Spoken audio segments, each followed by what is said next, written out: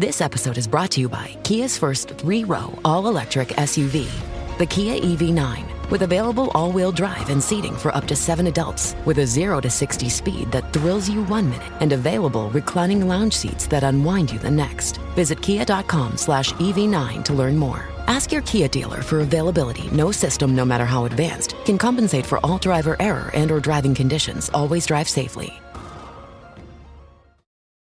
I'm Mo Rocca, and I'm excited to announce Season 4 of my podcast, Mobituaries. I've got a whole new bunch of stories to share with you about the most fascinating people and things who are no longer with us. From famous figures who died on the very same day, to the things I wish would die, like buffets. All that and much more. Listen to Mobituaries with Mo Rocca wherever you get your podcasts.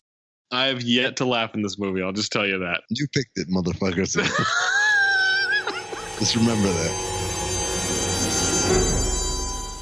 You know what the problem with Hollywood is? They make shit.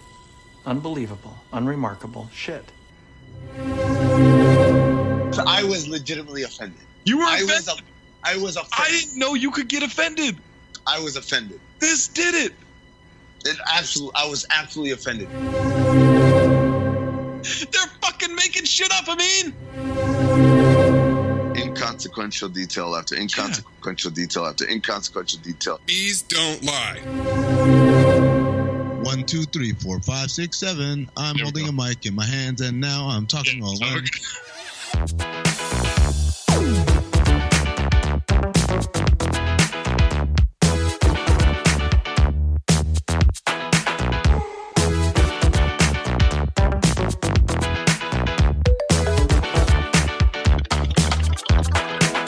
Welcome to Cinephobe, the podcast. We break down the movies you're afraid to admit you love. I'm Zach Harper, joined by Amin and Anthony Mayes, producing the show. This week on Cinephobe, a very special 2000 Scientology/political thriller, Battlefield Earth. Guys, I thought last week with Good Luck Chuck couldn't get lower, but we may have gotten lower. You challenged me here with this 5% Rotten Tomatoes for Good Luck Chuck. I had to end Good Luck Chuck's reign as the lowest rated movie on this podcast. It is. I will say this, though. I might have been more entertained by this than I was Good Luck Chuck. I definitely laughed more. What? Are you serious? Shut the fuck up. Oh, my God. Balls of Fury wasn't in this movie, Zach, so... All right. Battlefield Earth stars John Travolta, who at the time was coming off The General's Daughter and was about to be in Lucky Numbers. Also, we get Barry Pepper, who had just been in The Green Mile and was going to be in 61, an HBO TV movie thing. We also get Forrest Whitaker, who was just in the Usher vehicle, Light It Up. And he was 7 years away from being the best actor for Last King of Scotland. That's where we were with this. Is there anyone who's had a more like puzzling choice of roles in career than goddamn Forrest Whitaker? Like he's tops, right? He's got to be tops. He's really been through it. Like he's been in every kind of movie, every kind of role. Every kind, like in a way that even Samuel L. Jackson, I don't think, is on his level. Like, what's the worst thing that Sam Jackson's done? Like Formula 51 or something like that? The one with the shark? Deep Blue Sea, a fucking shark ate me. That's a good movie. You guys go fuck yourselves on that. That's a great movie. Deep Blue Sea is amazing. That movie's not good. That's amazingly bad. It's better than most of the movies we've done on this. I'm not going to argue that with you. All right. This movie's directed by Roger Christian, who has directed Underworld, not that one, not the vampire one. Yeah, not that one. The one with Dennis Leary. And Masterminds, not that one, not the Zach Galifianakis movie, the one with Patrick Stewart. Christian was also the set director for Star Wars A New Hope. No way! Yeah. And second unit director for Phantom Menace. You know what's funny? All right, we're going to get into this, but there's a lot of the wipes.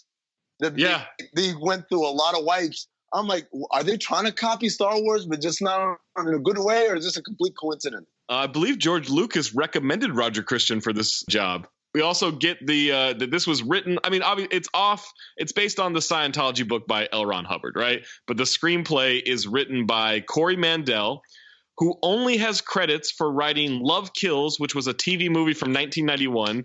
And he has a special thanks for Man of the Year, a mockumentary of Playgirls Centerfolds, which the lead character is named Dick Schaefer.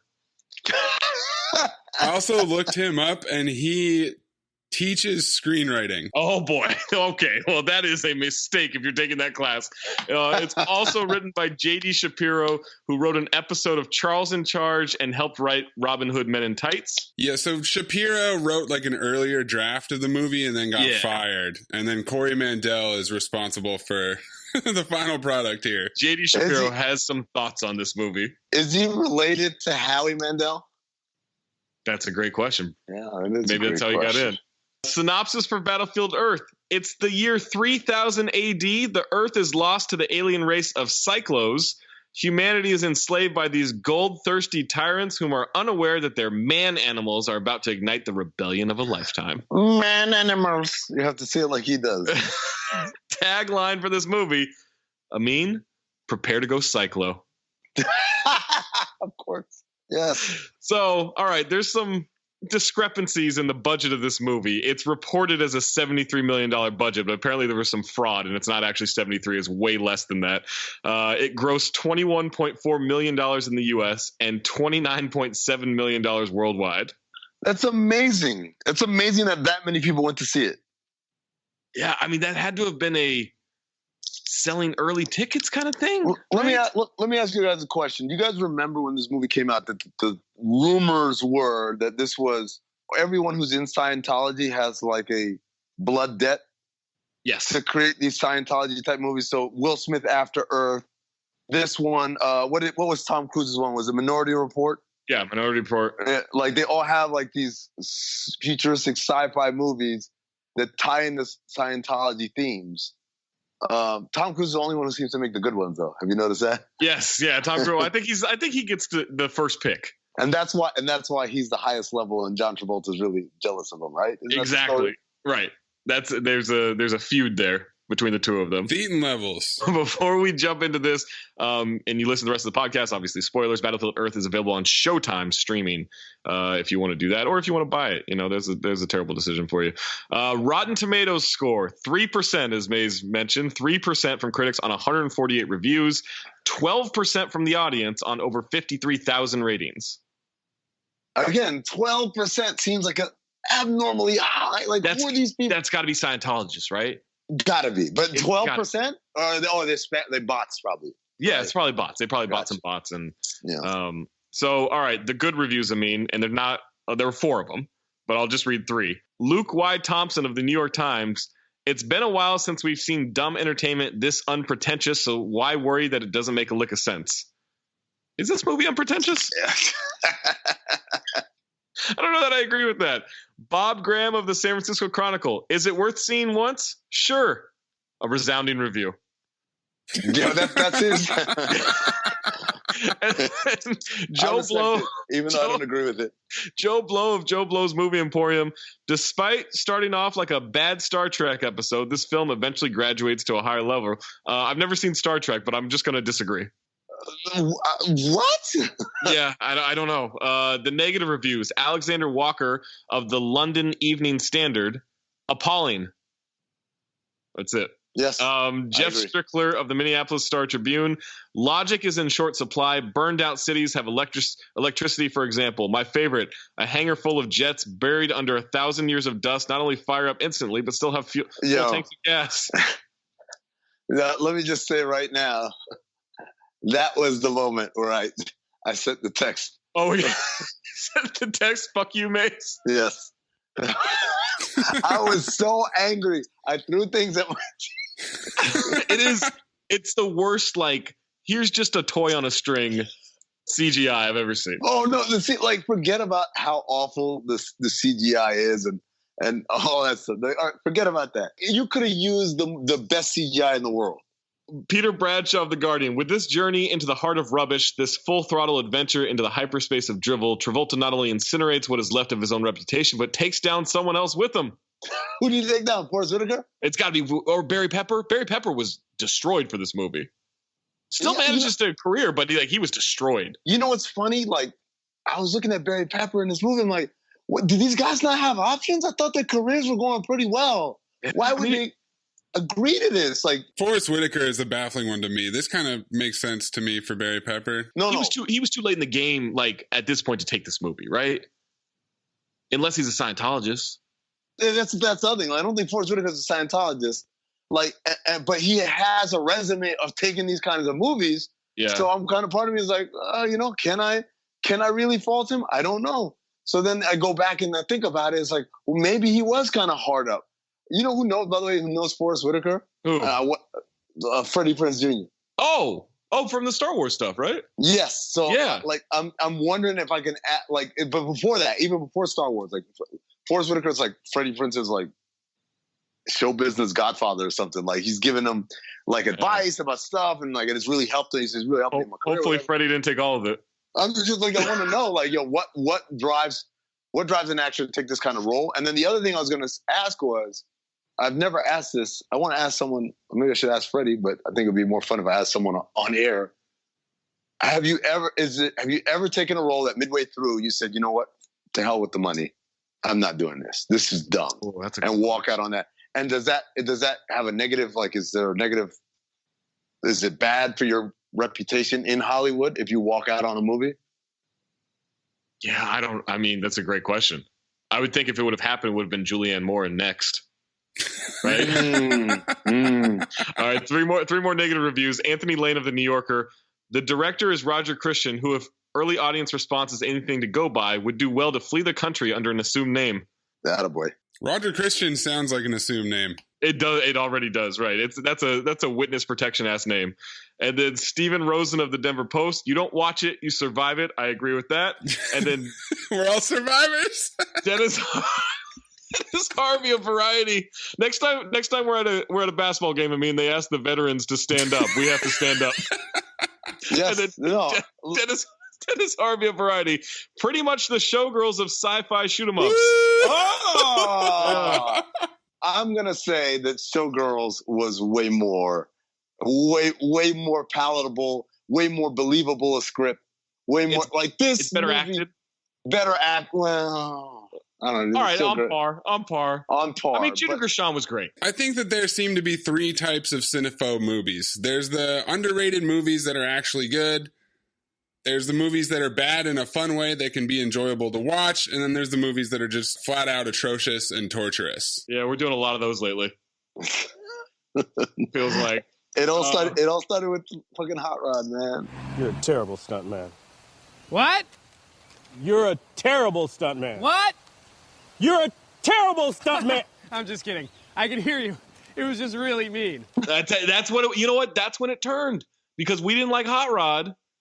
Mays started throwing haymakers, and then you've kept to you want to do movies that you enjoy. I'm throwing haymakers too right back at Mays, and you're catching strays. I think I have next week's pick. I'll let you guys know by the end of the pod what we're gonna go with. It's going to be another kind of like bring the average back up. Yeah. But once we get past my next pick, I'm digging deep on you assholes. Okay. All right. I've been doing research. I'm on Just Watch, just trying to figure out which one of these are available so we don't have to pay for this awfulness. I'm going to make you guys pay for the next one. Amin's just got a cork board at home with a bunch of strings drawn, plotting his next attack. Oh my God, man. Right now it's all hunky-dory. Next week you're like, wow, Amin really picks good movies. All right, watch this. All right, let's get into it. A saga of the year 3000. That's what it says on the screen immediately. And I just wrote, what? What does that mean? That's the name of the movie. That's like, so that's the thing. I was like, that's my first note. It's like, is that the name of the movie? And we've never talked about it. It was just, is that the full title? Yes, I believe so. The way it was presented on the screen, I think the full title is Battlefield Earth, the Saga of the Year 3000. Well, it's a subtitle. This was supposed to be more than one movie. It was, yes. It was supposed to be more than one movie. Where would they go? This was only the first half of the book, Amin. Right. Oh, my God. Yeah. Right. It's a lot of slow motion in this movie. Okay, so that's all right. So I'm going to read my first several slow motion. The first notes. first the slow motion grief, then it's worse. So it's slow motion fall. Then I said, they're really fond of slow motion. And then at that point, from then on, like every other scene is in slow motion. And it's like that choppy, low-tech slow motion because the frame rate's all fucked up. Yes. Well, it's so he's got to find new land so they can have food, right? That's Barry Pepper is trying. He's a villager. He's trying to find his dad dies. He's trying to find new land for them to actually have food and everything to survive. So he goes off on his horse, and there is a scene as he gets into like a meadow where they do two different slow motion actions with the horse. Yeah, like the horse gets scared, and then it goes back to regular motion, and then he falls off the horse within like 8 seconds. Fall. Yeah. Slow motion. And by the way, the stuntman was black. I don't know if you noticed that.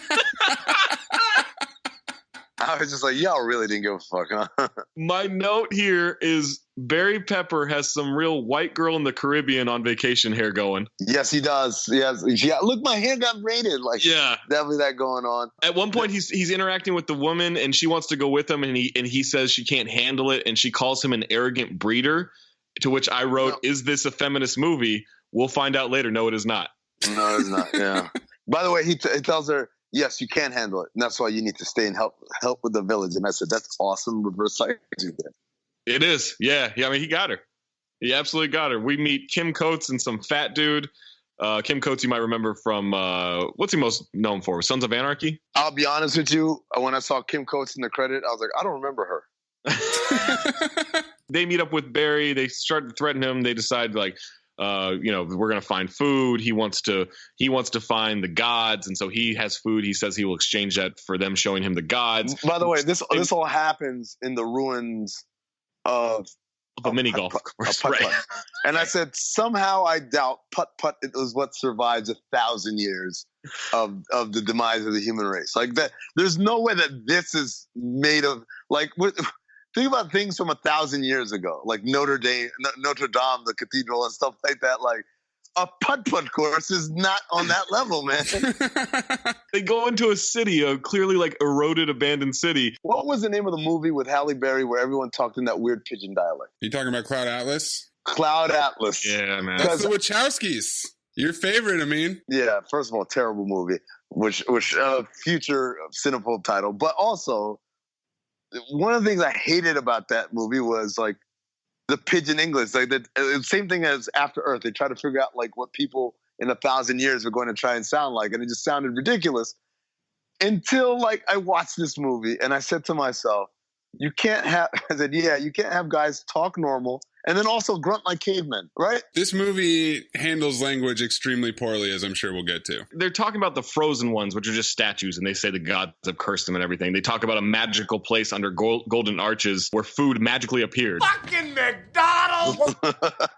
So they start arguing over food or something. I got full disclosure, I didn't pay great attention to this movie. I tried at times, but I wandered. It was hard to. I did. I'm telling you, I have copious notes. For instance, they call him Greener. They call him Greener. By the way, she doesn't call him Breeder. She calls him Greener. Oh, okay. And Greener because, as he explains, the grass. He's a guy who always, the grass is always greener on the other side. Yeah, and they keep saying piece of cake. And yeah, so I said, having the saying, the grass is greener on the other side, doesn't hold weight with this when you're also dealing with people who don't understand a fucking mall. They're in a shopping mall. Like this isn't hard. Like there's no way mankind can go that primitive to where they can't understand a shopping mall. Well, this was the problem with After Earth is they had all this evolution. It was like 1,000 years. Right. Like, I mean, it's, it's a little different. Well, that's the thing. Like, it's like, the year 3000 and like mankind has been like nuclear bomb back to Stone Age. And I'm looking around, I'm like, it seems pretty green and like lush and animals. Yeah, like, they didn't scorch the earth in it by any means. And the putt-putt course survived. Like, well, what's happening here? So we get a creature with dreads walking through. He's shooting these beams at him, like this energy. I don't know what it is. He's shooting something. It's disabling them. There's a lot of, more slow motion. Terrible shot. A terrible shot. I wrote the note. John Woo thinks this is too much slow motion. Like this is. Like it's just like every other thing is slow motion. Barry Pepper gets caught. Everyone gets caught. Now he's in a cage flying away. He's freaking out. There are others captured. The special effects, I must point out, this is where it really hit me. Like, this is terrible special effects. Made Jupiter Ascending look good. It's definitely like the idea that you said there was fraud makes all the sense in the world. Yeah, because they gave them a certain amount of money for special effects and they didn't spend all of it. Clearly, in certain parts of this world, the creatures, the aliens, have put their own atmosphere into it in these domes and stuff, so they can breathe properly, but the humans can't. So they're given breathing apparatus. So we kind of get introduced to that. We're at a human processing center. They try to escape. They don't. In Denver, right. This is what happened to Denver after they legalized mushrooms. Yeah, there it is. By the way, Barry Pepper shoots a dude. Yeah, shoots a creature. Shoots a dude, and then in order to escape, runs into the prison. And I'm just like, he ran right into like cell block A. Like I'm like, how? Like, at no point did you say, oops, turn around? Like, yeah, he runs in, he falls to the feet of, like, John Travolta and Forrest Whitaker is where we're introduced to them, right? It's all in slow motion. My note is, nice to see some alien diversity. Wait, is that Forrest Whitaker? So, all right, I'm just going to say what my note is, and we can decide later if we should take it out. But I wrote, Forrest Whitaker, how do I say this? Doesn't not look like Lizzo with this hair. He looked like Lizzo to me, man. Yeah, he looked like Lizzo. Well, that's because you haven't seen Star Trek, Zach, because he looks like a shitty version of a Klingon.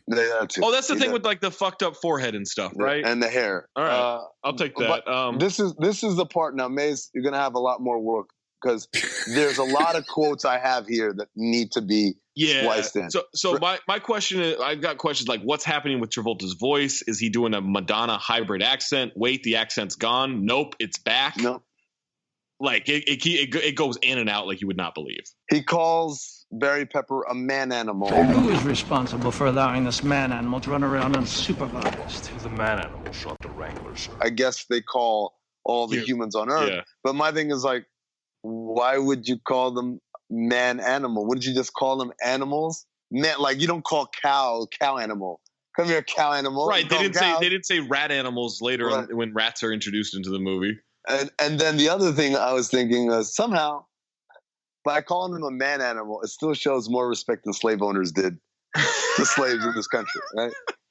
Because they weren't enslaving them; they were just imprisoning them, right? Like there were real debates. Well, there were real debates on whether or not they were gonna enslave them to work in the mines. To work in the mines for gold, but they were working in the mines internally into the dome.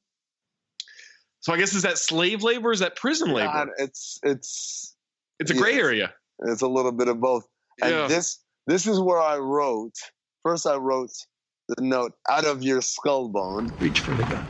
But sir, I might get shot. Sure you might. And I might suddenly grow a third arm. But sir, I swear it shot the Wrangler. The report filed today still has my name on it. And you are out of your skull bone if you think that I'm going to write on the report, shot by man animal as the cause of death unless I see it. If I obey your command, I may get killed. And if you don't, it's a certainty that you will be killed. Reach for the gun. It reminded me of, you know what he talks like? He talks like Zoolander. Matilda. Matilda. Like, he enunciates certain letters very hard. We get such weird fucking exposition when he's talking to this bartender, where he's getting a promotion. Most of this movie is office politics. Yes, it is. It's corporate politics, right? Yeah, it's intergalactic middle management. It is, and it's Rogue One. That was Rogue One. I thought a lot about Inspector Krennic in this movie. Yeah, Rogue One, man. Rogue One is a movie about middle management. I'm sure our little agreement is still in effect. Now that you're leaving, that unfortunate little incident won't somehow magically appear in my file. Of course not. I'm a cyclo of my word. Because I've always told you everything I've overheard in here. Yeah. And your information has often proved to be quite useful. You know how they overreact back at home, planet. Yeah.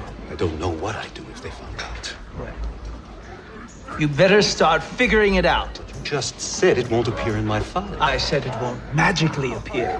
There'll be nothing magical about it. I'm going to put it there. Hey! What about you being a cyclo? cyclo of your word. I am a cyclo of my word, and I will honor our agreement to the letter. As long as you were providing me with useful information, I wouldn't file the report. But now that I'm leaving this pitiful excuse for a planet, you will no longer be providing me with useful information. Will you? I'm begging you. My son just got accepted into the academy. First one ever in my family. You know how much it costs. Please, as a friend, couldn't you forget to file the report? Well, as a friend, I could forget to file the report. But unfortunately, I'm not your friend! He's an asshole. Like, at that point, yeah, no, he's an immense prick. He's a prick to everybody in this movie.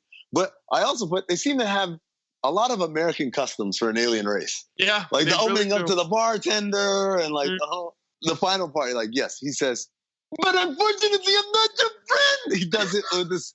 He talks like Christopher Lloyd in Who Framed Roger Rabbit. Yes. And he talks like this. It's so over the top.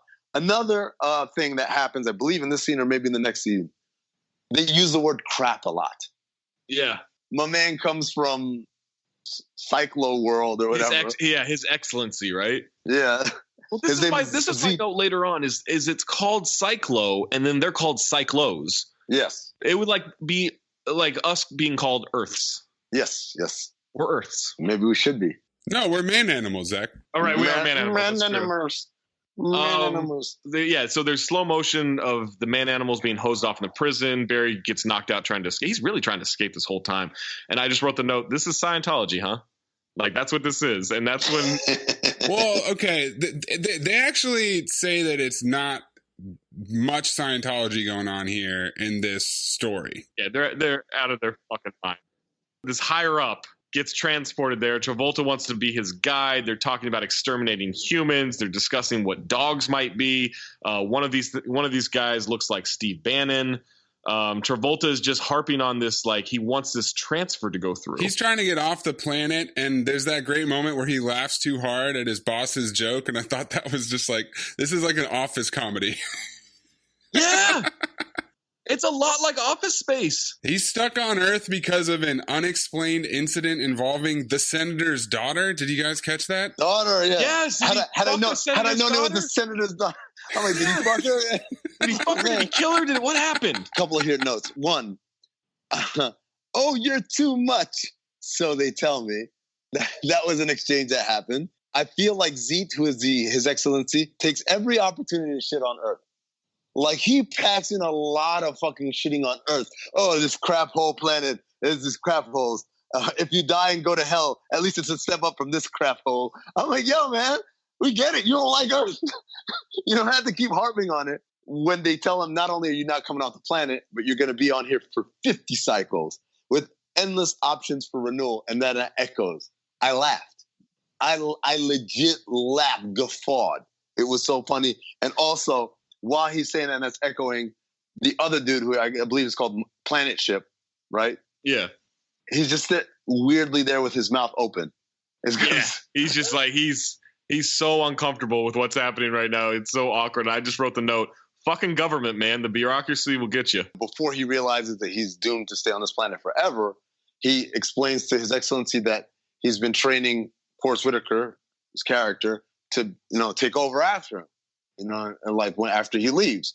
So after this happens and he realizes he's going to be here forever, he's at the bar. He's literally hugging like 4 beers or 4 whatever their drinks or whatever are. These green juices are, right? Yeah. Oh, they're either hand grenades or Incredible Hulks. Yeah, right.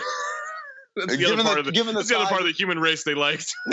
Given the size of the container, I'm going to say hand grenades. But at that moment, I thought to myself, wait a second, what does this mean for Forrest Whitaker? No promotion either? That's kind of fucked up. Yeah, it is. It's fucked up. And so, yeah, they're getting drunk at the bar. And I wrote, this movie is just about real life. Forrest is getting wrecked for not getting the promotion. And then I had this note because I'm genuinely curious because I couldn't tell. Is Travolta acting his ass off in this scene? Because he's really going through it. So, all right. So then we get into the man-animal prison. Some dude tries to check Barry, saying he gets to eat, and then his men get to eat, and then everyone else gets to eat. They have a fight. Oh yeah, that's right. Barry wins. He feeds the people, which apparently was his suggestion for the movie. And I wrote, no shit, we're 28 minutes into this movie, and there's probably been 20 slow motion scenes. Barry Pepper would have done well and never backed down. Oh, it was great, man. He was throwing bows, absolutely. And that guacamole looks terrible. Oh my god! Yeah. So yeah, now we're at the place where Forrest Whitaker is sweaty as hell. He find out they've been spying on each other in the office. John Travolta caught him in a lie about gold that can be mined. I wrote, this isn't a trustworthy work environment. Do aliens have HR? Is it called AR? Watching Forrest Whitaker attempt to walk in these boots was killing me. Every time there was a wide shot of him, he's so awkward. Oh my god. He beats Forrest Whitaker's ass in the scene, and I laugh so hard. Yeah. Because I'm like, this guy's such a dick. He's the worst. And so now we're getting, but at the same time, they're having real debates about like labor costs and proper working conditions. And I wrote, is this movie pro-union? Is Scientology pro-union? Like, I don't know anything about this world. Zach converts by the end of the movie. I need to know more. And then I wrote, I wasn't paying attention. A building fell. Barry tries to escape. I wrote, all these creatures are wearing orthopedic shoes. So at this point, I noticed their hands. They're like furry goblin hands. I hadn't noticed that before. Also, like the last scene, their furry ass teeth, and obviously this planet does not have any dentistry. Not at all. Yeah. Also at this point is when I noticed the barn door wipes that they keep using over and over again for every scene. It's really awkward. It's awkward, and also they still have action happening in the background, sometimes in slow motion. So it just looks real. Like sometimes they're just a face. It looks like it's buffering as you're watching. Yes, it does. That's exactly what it looks like. All right, now Barry's still escaping. Travolta and Forrest Whitaker are teaming up to search for this gold. He gets trapped at a gate. Travolta comes and kills the aliens that are trying to capture him. They want to use him as an experiment. They want to learn what humans like to eat. Man animals. So they trick him into thinking they've escaped to the mountains so that they can spy on them. Barry catches a rat. He eats it raw. Barry discovers that they're like cameras in their buttons of the clothes, so he disconnects them. Travolta said it couldn't be done, and Forrest Whitaker mocks him so hard that Travolta gets up and storms out, but hits his head on the ceiling. Yeah, such a dick. Crap, lousy ceiling! I thought I told you to get some man animals in here and fix it! There's real vulnerability there! Yeah. Also, I said, Barry doesn't strike me as smart enough to be outsmarting and escaping over and over again. No, just like there's nothing about his character tells me like this is a really sharp cookie here, you know. And there is a slow motion shitty look from Forrest Whitaker to end the scene after Travolta hits his head on the ceiling that I fucking loved. I would get that GIF like tattooed onto my body if I could. It was so great. When they escape, they're in Aspen. They get trapped by alien ships. Travolta and Forrest Whitaker are arguing if man animals can fly. So Travolta drops one off a cliff. He doesn't fly. And he says, that's why I'm a senior executive and you're a lonely clerk. Yeah, like, first of all, Forrest Whitaker, why did the curiosity hit you at that moment? Like, I wonder if because I think he was trying to jump across the ravine, right? Oh, we thought about it, but then he thought about jumping in, and then thought twice because they told him he was going to die or whatever. But also, let me remind you, they threw a stick at a helicopter or whatever that. Like a Harrier jet type of like alien ship, right? He threw a stick at it. Travolta is always condescending to Forrest Whitaker about how he went to the academy and blah blah blah. Yeah, and really job title checking. Like, it made me think that John Travolta's character is a trust fund kid. Oh, and then Forrest Whitaker is like, you know, from the streets or whatever, and he's always referencing his education and his family line and all this shit, and he's such a piece of shit. A couple other things. The special effects on the do you guys remember the music video? You might think I'm crazy. Yeah. That's what the effects look like right there. When the guy's falling, it's just, hey, just wave your arms and we'll just zoom out. And we'll green screen behind. Yeah, there's a lot of like, if you're familiar with like Peter Gabriel videos from the 80s, like it looks a lot like Sledgehammer. Yes. Another thing we didn't point out is that when they're talking about their plan about how they can train the humans and so they can do this mining or whatever, and that no one will know, They say, oh, well, how we train it? We can educate it in the learning machine. And I just said, that's what y'all called it? The learning machine? You couldn't think of a cooler name for a fucking the learning machine. The machine that helps you learn. That's the thing about this whole movie. It's like they know everything about humans and nothing at the same time. Just all the vocabulary that they choose for these things is so primitive. This is my favorite part. So they take Barry Pepper and they stick him in this machine. The machine has like a Microsoft Office paperclip that's called a Klinko that is basically does this, like they have some sort of special ability to help people learn things, right? So it is there, it's teaching Barry Pepper, but before it does, it gives this long speech about its people and what happened to them. And I'm like, whoa, Klinko. We didn't ask for your life story. Just teach the guy, man, whatever. And then, like, after he's done learning, and now he's learned the language, he goes back and he's telling his buddies, it's like, I know their language or whatever. And like, how? He said, from their knowledge machine. And I said, look at these dumbasses. It's called a learning machine. You fucking morons, get it right. So he now knows math. He's trying to explain a triangle. Euclidean geometry. I'm like, yo, the aliens don't know who Euclidean, so whatever his name is. Euclid, that's right. Yeah, he knows molecular biology, engineering, artistic composition for some reason. Yes. The woman from earlier in the movie wants to go find Barry. She argues it was like her dad or some shit. I don't know. Well, after he gets out of the learning machine, this is when we have the revelation, apparently, that John Travolta has not been speaking English this whole time.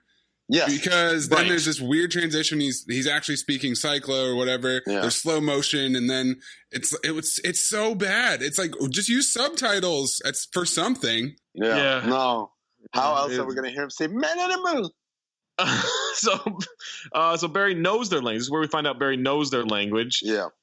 Says they're his prisoner now. They try to ambush the aliens. Oh, don't forget about, do you want lunch? He's dangling the rats in his face. Do you want lunch? The guns aren't loaded that they try to that they steal. Yeah. Like, hold on, Zach. Where he's like, yo, because another thing he talks about a lot in this movie. This motherfucker doesn't shut up. About leverage. I have leverage. He says leverage so much. Yeah, he loves the word leverage. So he's trying to get leverage over the humans, over Barry, by like, oh, he wants to eat rats. I've got the rats. Don't you want to eat? But it turns out like Barry's like, I'm just not going to eat this shit. So he has to find more leverage. And he says, we got your girl. And I'm like, how do you know that was his girl? And then he pulls out the sketch. He's like, that's how we knew it was her. And I'm like, again, how did he know that was his girl? And so he puts like this weird like explosive collar on one of his boys and say, if you don't tell me whatever it was, like if you don't give me this information, I'm gonna blow his head off.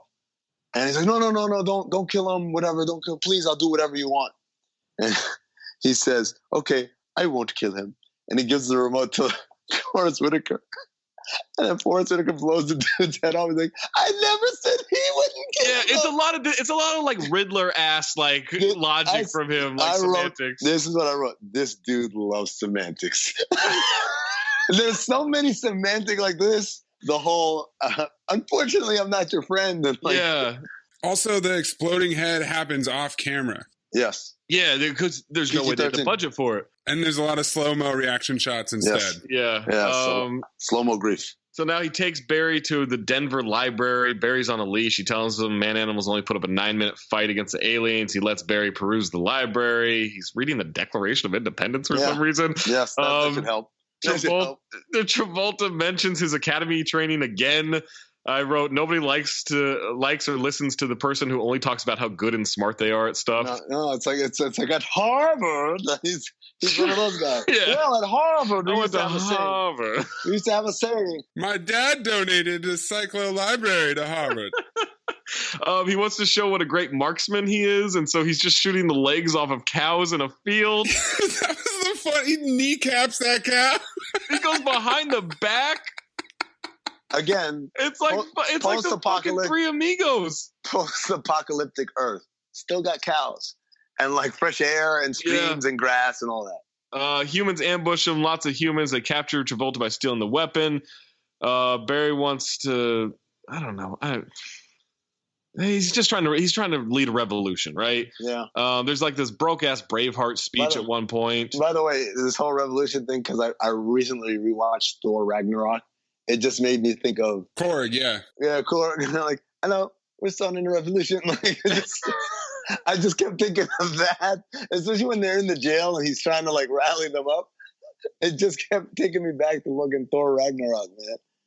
I gotta admit, here I wasn't paying attention. Just all of a sudden, they're back in the prison and like they're all like rallying around Barry. Yeah, just he cuts his hair off and gives it to another dude, and everybody starts cheering. Oh, is that what it was?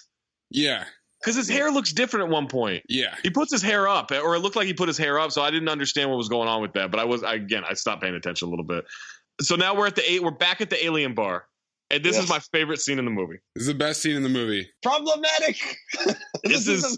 So Travolta brings a lady alien over and says, she's stupid enough not to be a menace, good looking enough to be decorative. She gets drunk with economical speed.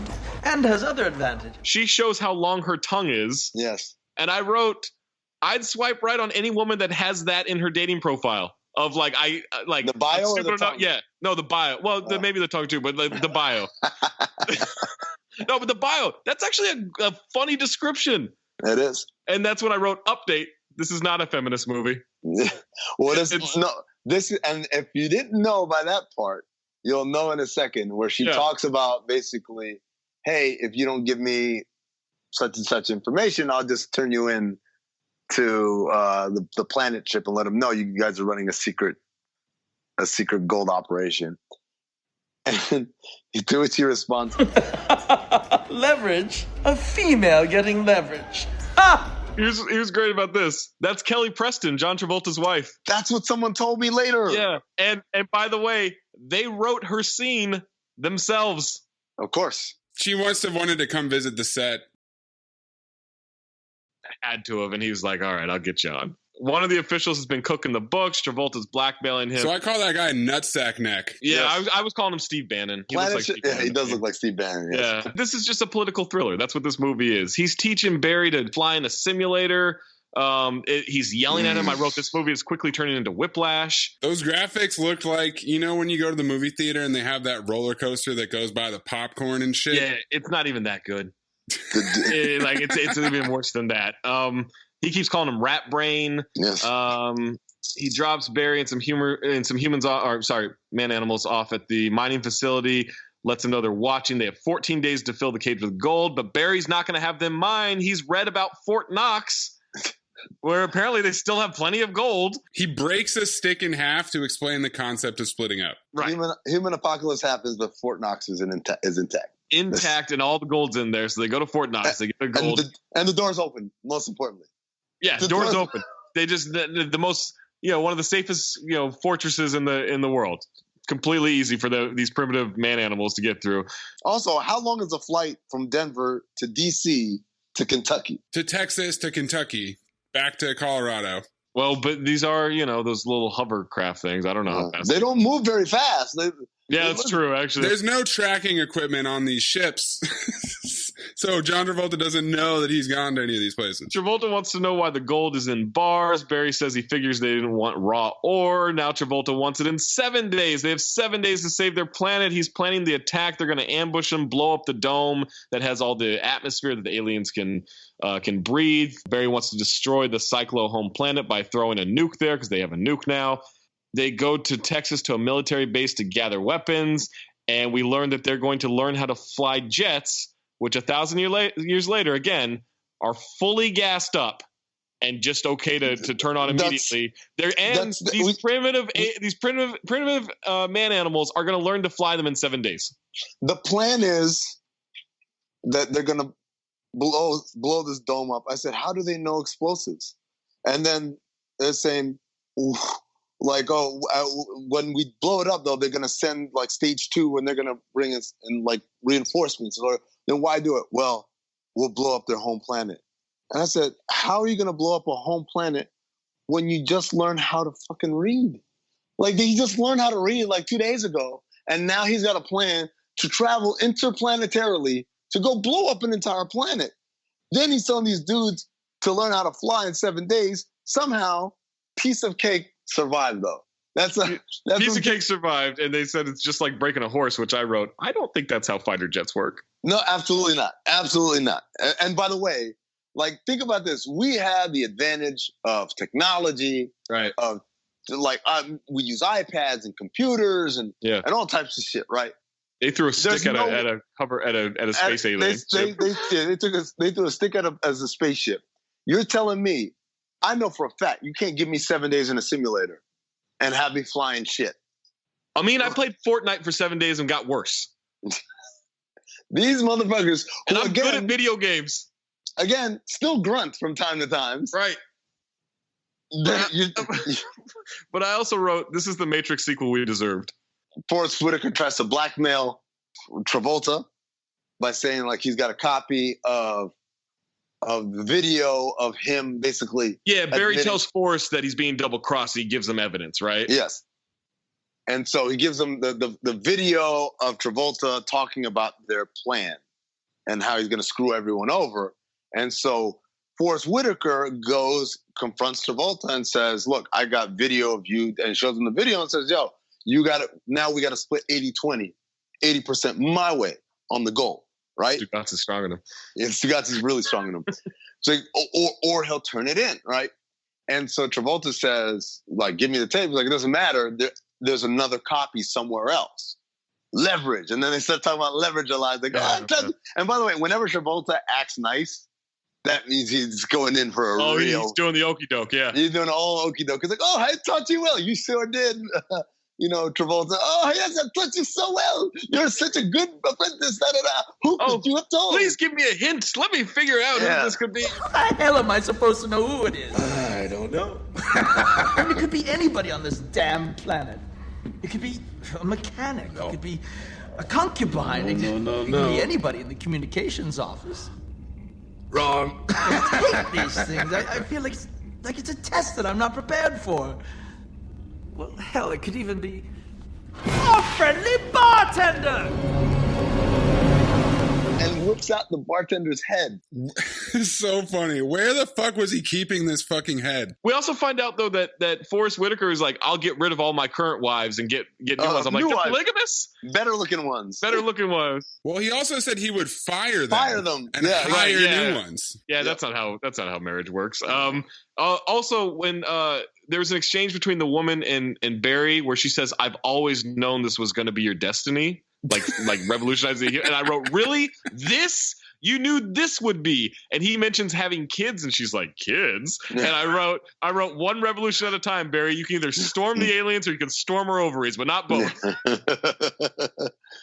So, all right, Barry and the humans are taking over. Sorry, the black guy gets killed. Alarms have been triggered. Humans try to warn Barry that 5 guards are armed and they're moving fast. They're not moving fast because they're on fucking stilts. Why are they looting and rioting in an already bombed out and depleted city? Like, let's break this window. Like, Denver's been in the shithole for a while, man. Like, you're not making a difference, my man. There's slow motion action of Barry running through a shooting gallery with a pickle in his mouth.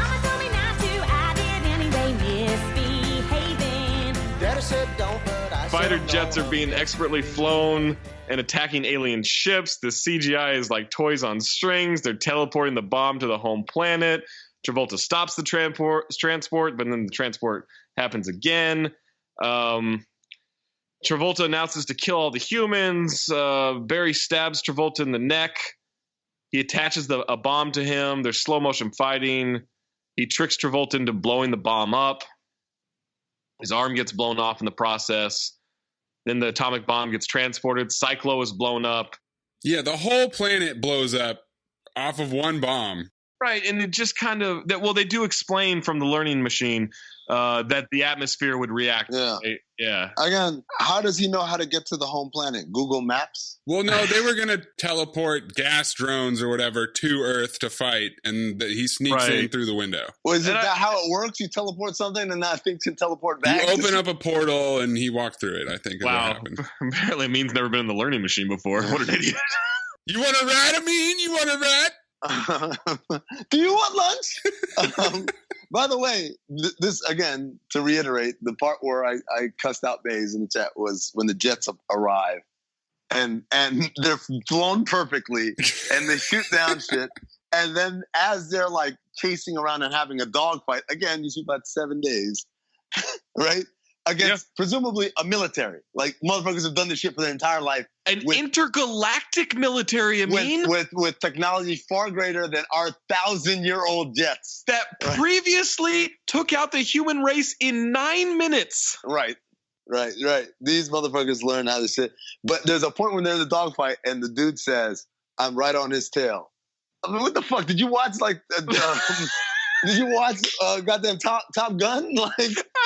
Where the fuck did you learn this terminology? Oh, piece of cake. There are no stakes in this movie other than corporate espionage. So the humans win, and now we have in Fort Knox. Before they win, there's one last thing I want to complain about. Yeah. John Travolta, as he's being dummied into this whole thing where actually the tables are turned on him, but he's telling Barry Pepper how I'm going to kill you, girl, da-da-da. And Barry Pepper responds, surely her life is of no consequence to you. And I said, motherfucker, you were grunting at the beginning of this movie. Now you speak with this eloquence? What is this about? Where did this come from? Learning machine, baby. Oh, my God, man. That's how that works. So now we're in Fort Knox, as you said. Now we're back in Fort Knox. Travolta, armless, is in a cage in the middle of all this gold. He's asking to be vaporized, and he's saying, why don't you just vaporize me? And Barry says, leverage. Oh, he's flipped it on him. I don't know what that means. I was like, well, how is that a plan? Is what I put down there. How is that a plan? Like, what's the leverage? I don't get it. And he's like, oh well, you're an idiot. Travolta basically like, oh well, you should have killed me when you had the chance, because Forrest Whitaker walks in. Forrest Whitaker gives the gun to Barry, and Forrest proclaims himself that he's the head cyclo now. Motherfucker, you're the only cyclo. Yeah. You can like that. That's nothing now. And not the only cyclo on Earth. Like they blew up the whole planet. They Krypton this thing. And like my thing is like, okay, let's just assume there are some colonies somewhere out there, right? Okay, sure. Like, you think they're gonna come and be like, oh, you cool? Like, I mean, you only collaborated with the people who decimated our race, but I think we can fuck with you. Like, I mean, I would not want to be the last human. There's nothing for that. There's no win there at all. And that's how the movie ends. Yep. It's just over. Well, that's when you say there's supposed to be more movies. Like, what more could they have gone into? I don't know. I guess Travolta escapes. Yeah, cliffhanger ending. Travolta breaks out, and there's another battle, I guess. I don't know. So some trivia. Forrest Whitaker expressed his regret for participating in this movie. No shit.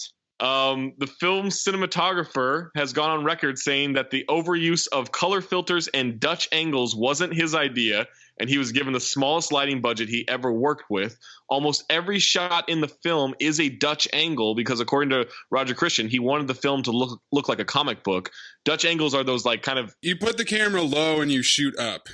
It's also that thing's supposed to make them look taller, but they did such an awful job. Those, like, Forrest Whitaker and John Travolta are supposed to be 9 feet tall. Yeah, John Travolta always looks short in this movie, despite being on stilts. I'm sorry. That's his biggest, like, that's why? That's the claim. John Travolta initially offered the director's seat to Quentin Tarantino. This is so funny, dude. Who declined. Shocker. Barry Pepper won worst supporting actor at the Razzies, and said had he known he was going to win, he would have shown up to accept the award. Good on him. Yeah. John Travolta, this might piss off Amin. John Travolta referred to this film as like Star Wars Episode 4 A New Hope, but better, and the Schindler's List of science fiction films during its publicity tour. Oh my God, man. Also like Pulp Fiction for the year 3000. Really? Did he say that for real? He said that for real. No, I did not see a fucking GIMP despite Barry Pepper being in a leash at one point. So I disagree.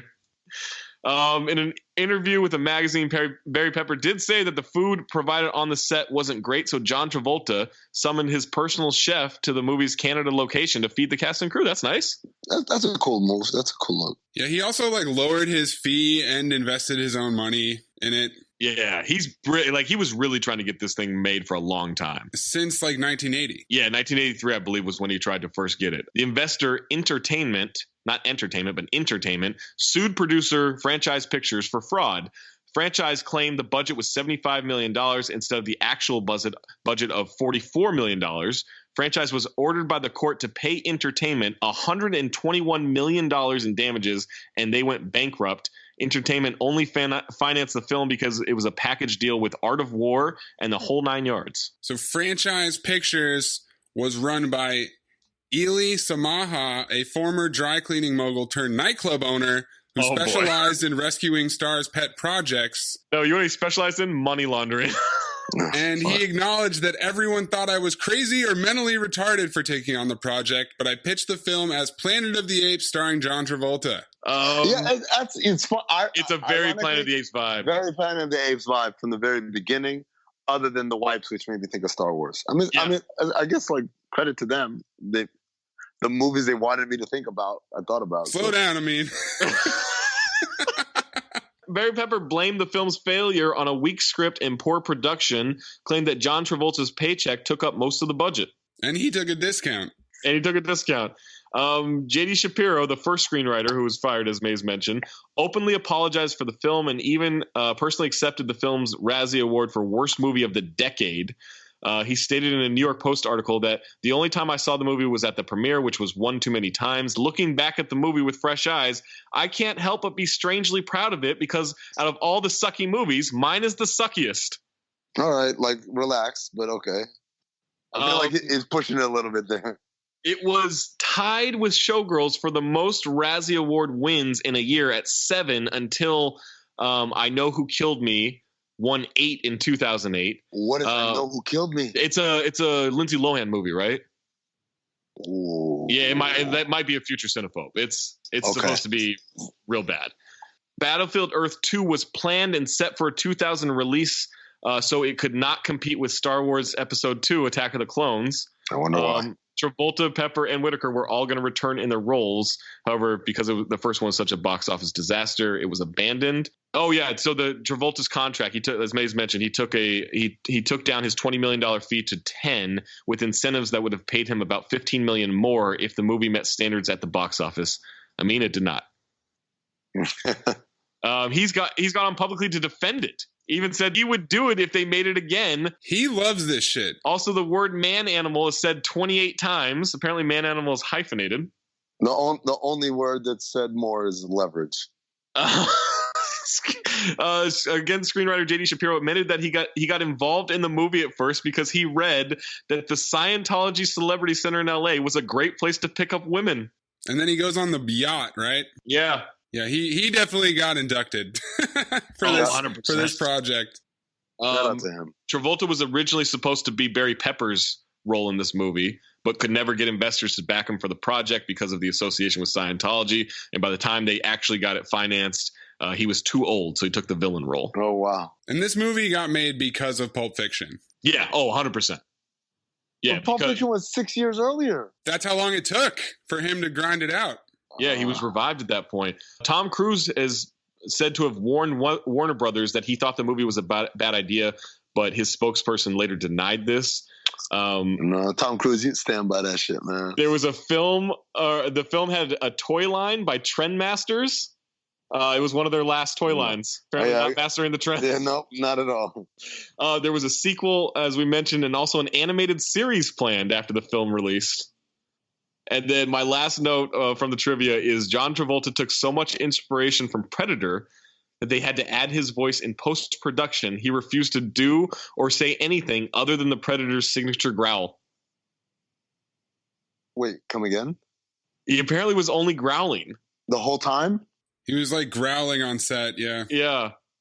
And they had to add his voice in post-production, which I saw him talk, though. I thought I did too. Yeah. All right. It's also 45 minutes into the movie before we find out that Barry Pepper's name is Jonny Goodboy. I honestly did not know that was his name at any point in the movie. I just kept calling him Barry Pepper the whole time. Yeah, same. Mayes, we have a review from the great Roger Ebert, right? This is an incredible review. May 12, 2000, a half star. Battlefield Earth is like taking a bus trip with someone who has needed a bath for a long time. It's not merely bad, it's unpleasant in a hostile way. The visuals are grubby and drab, the characters are unkempt and have rotten teeth, breathing tubes hang from their noses like ropes of snot.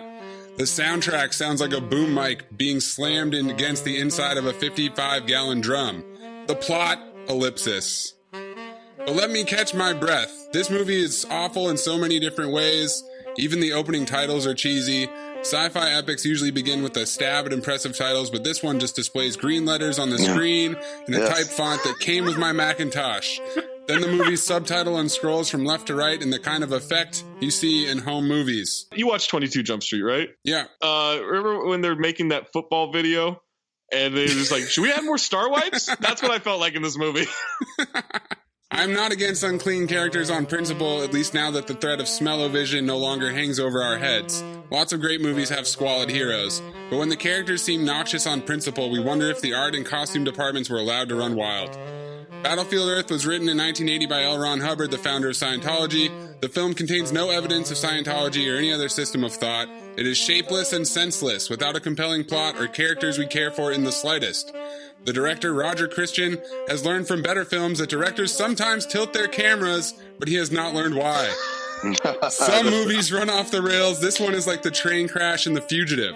I watched it in mounting gloom, realizing I was witnessing something historic. A film that for decades to come will be the punchline of jokes about bad movies. There's a moment here when the Cyclo's entire planet, home office and all, is blown to smithereens without the slightest impact on any member of the audience, or for that member of the cast. If the film had been destroyed in a similar cataclysm, there might have been a standing ovation.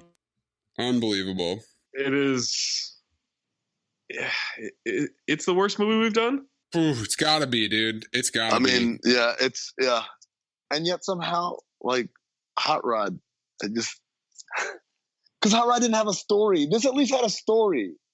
Like, my thing is, like, it's a terrible story, but it's a story I can follow along and be angry about. Like, Hot Rod was just there. Wow. Wow, you're taking shots at... I mean, you really tried to fuck Maze over here. I think like Amin's dog died on the day he watched Hot Rod or something. There is a user review on IMDb that says, why no option to vote 0 out of 10? This movie makes you wonder why on IMDb we're forced to give a movie as dreadful as this a minimum of 1 out of 10 when it quite rightly deserves a vote of 0 out of 10. You know what my favorite part about that Roger Ebert review is that smell-o-vision is something that he's really worried about in the year 2000. That's right. All right. Amin, phobe or file? I think you know my answer. Absolute phobe, man. This is one of the worst movies I've ever seen in my life. Maze? Yeah, despite it being enjoyable to discuss, which would put it in the second category that I mentioned, this is so bad on so many levels. It's got to be a phobe. Let me say this. I had seen this movie before, but I don't think I had seen the whole thing. Maybe I've fallen asleep during it in the past because there were a lot of parts I didn't remember, but I've watched this movie a couple of times, never really thinking I would watch it again. But after watching it this time, I mean, if it's on TV, I have to ask myself seriously, would I check to see what part of the movie is on? Never again. I mean, yes. I would want to just see it. But if he yells like, do you want lunch? or like, a friendly bartender, the tongue scene or whatever. Like, I have to, and for me, that factors into whether or not like I would recommend it. And I feel like if you're gonna recommend it, that's a file, right? You would recommend this movie? I would not recommend. I'm trying. I mean, that review said should everyone watch it once? Sure. No. Just to know it's like The Room, like just to know the cultural significance. There is no cultural significance. It's culturally insignificant. It makes me wonder about Scientology. I know he says there's no evidence of Scientology. It makes me wonder. I told you he converted. I knew it. I've walked by Scientology places before. When I lived in Miami, when I lived in Coral Gables, there was a small place, and I always wondered if I walked in, like, what would happen if I just asked for some literature? Would you meet a woman? I don't know. Like, I drive by all the time. Female leverage. I feel like I drive by these amazing structures in LA all the time because they're everywhere. These Scientology centers. There's one 3 blocks from me. Like, it makes me wonder what's going on. Guys, it's a file. I'd watch it again. It makes me wonder what's going on with you. It's a file. I'm sorry. I didn't enjoy it, but I would recommend it and I would check in on it. And I think legally for me, that means it's a file. I hate you.